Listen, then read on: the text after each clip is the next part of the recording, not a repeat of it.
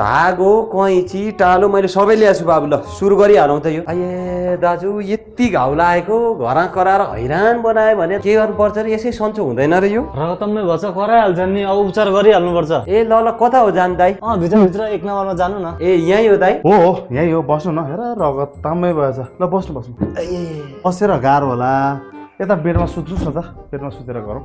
ए ल ल यता हो। यो रगत मात्र रोकाइदिनु न, म भरे गएर गन्देको झारको झोल लाउँछु, आफै निको हुन्छ यो। काटेको घाउमा त्यो गन्देको झार बाहिरका अन्य चिजहरू लाउनु हुँदैन क्या, जसले गर्दा इन्फेक्सन हुनसक्छ। इन्फेक्सन भयो भने अझ ठुलो समस्या आउन सक्छ। पैसा कमाउनु त खुब जानेको छ नि, यो यसै सन्चो हो नि घाउ? कमाइ र पैसाको कुरा होइन क्या, घाउ ठुलै छ, उपचार बेलामा गर्नुपर्छ।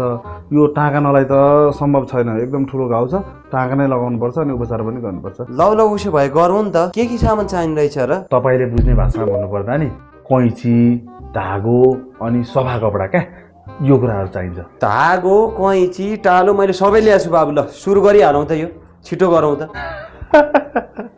अचम्मैको मान्छे रहेछ भाइ तिमी त। कतै तपाईँले पनि रगत रोक्ने ठाउँमा घाउ हुँदा रङ, चपरा, मञ्जन र माटो जस्ता बाह्य वस्तुहरू घाउमा राखिरहनु भएको छैन? त्यसले अझ ठुलो समस्या निम्त्याउन सक्छ र तपाईँलाई झन् ठुलो खर्च गराउन सक्छ। त्यसैले यस्तो भएमा तुरुन्त स्वास्थ्य संस्थामा गएर स्वास्थ्य कर्मीसँग सरसल्लाह लिई उपचार गर्नुहोस् र औषधि सेवन गर्नुहोस्, त्यो तपाईँको लागि उत्तम हुनेछ। धन्यवाद।